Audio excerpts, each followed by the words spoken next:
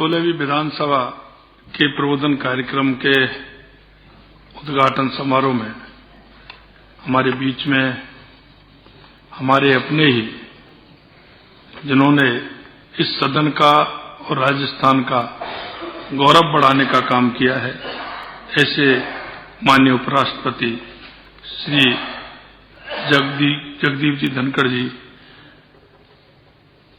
हमारे विधानसभा के अध्यक्ष माननीय वासुदेव जी देवनानी जी, हमारे सभी विधायकगण, उपस्थित महानुभाव, आज माननीय उपराष्ट्रपति जी का 16वीं विधानसभा के लिए आयोजित प्रबोधन कार्यक्रम में स्वागत करता हूं।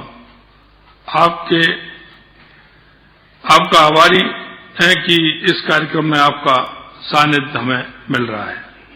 आदरणीय उपराष्ट्रपति जी का राजस्थान से गहरा संबंध है। ये हमारे लिए गौरव की बात है कि आप भारत के उपराष्ट्रपति पद पर आसीन हैं। प्रबोधन कार्यक्रम के आयोजन के लिए माननीय विधानसभा अध्यक्ष श्री वासुदेव जी देवनानी जी का साधुवाद देता हूं। मैं इस कार्यक्रम में उपस्थित सम्मानित वक्ताओं का स्वागत करता हूं। राजस्थान विधानसभा में माननीय सदस्यों के लिए प्रबोधन कार्यक्रम समय समय पर आयोजित किए जाते रहे हैं। नवी राजस्थान विधानसभा में 22 से 25 अगस्त 1991 को तत्कालीन माननीय अध्यक्ष श्री हरिशंकर जी भावड़ा ने माननीय सदस्यों हेतु प्रबोधन कार्यक्रम का आयोजन किया था।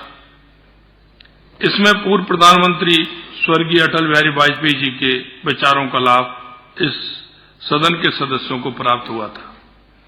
गत विधानसभा में तत्कालीन माननीय अध्यक्ष डॉक्टर सीपी जोशी जी ने जुलाई 2019 में प्रबोधन कार्यक्रम का आयोजन किया था। इस कार्यक्रम में भी कई गणमान्य अतिथियों ने सदस्यों के साथ अपने अनुभव साझा किए थे।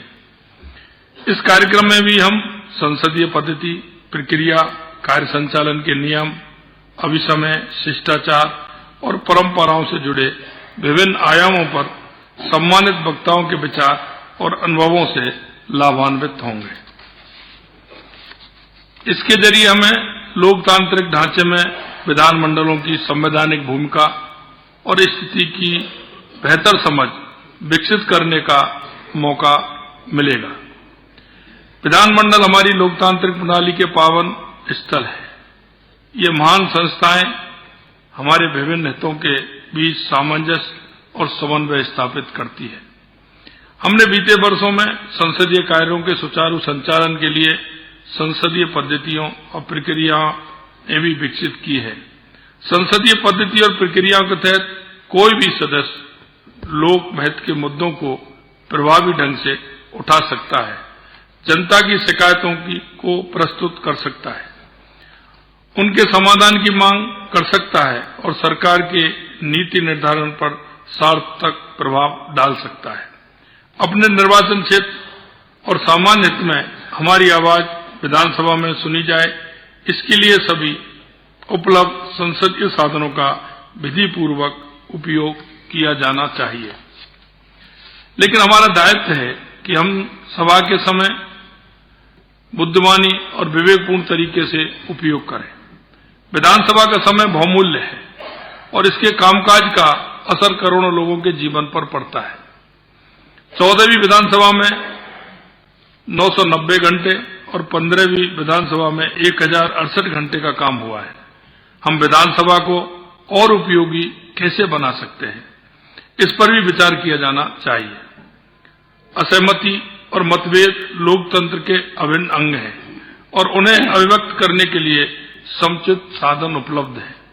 मुझे गर्व है कि हमारी विधानसभा में समस्त प्रकार के विचारों और आकांक्षाओं को समान महत्व प्रदान करने की परंपरा है। हाल में ऐसे अनेक उपाय किए गए हैं जिससे संसदीय कार्य को सहज और सुव्यवस्थित बनाया जा सके। यह सदस्यों पर निर्भर है कि वे नियमों और प्रक्रियाओं का किस तरह से सदुपयोग करते हैं और व्यापक हित में सभा को सुगमतापूर्वक संचालित करने में सहायता करते हैं। कई नई परिपाटियां और पद्धतियां भी विकसित हुई हैं। जिनके रूबरू होना जनप्रतिनिधियों के लिए बहुत जरूरी है।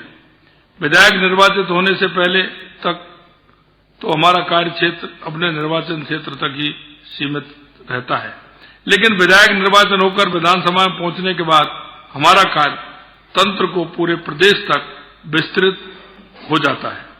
विधायक को इस बात का ध्यान रखना चाहिए कि वो केवल अपने क्षेत्र की समस्याओं तक सीमित नहीं रहे, बल्कि संपूर्ण राजस्थान की समस्याओं पर भी अपने विचार प्रस्तुत करें।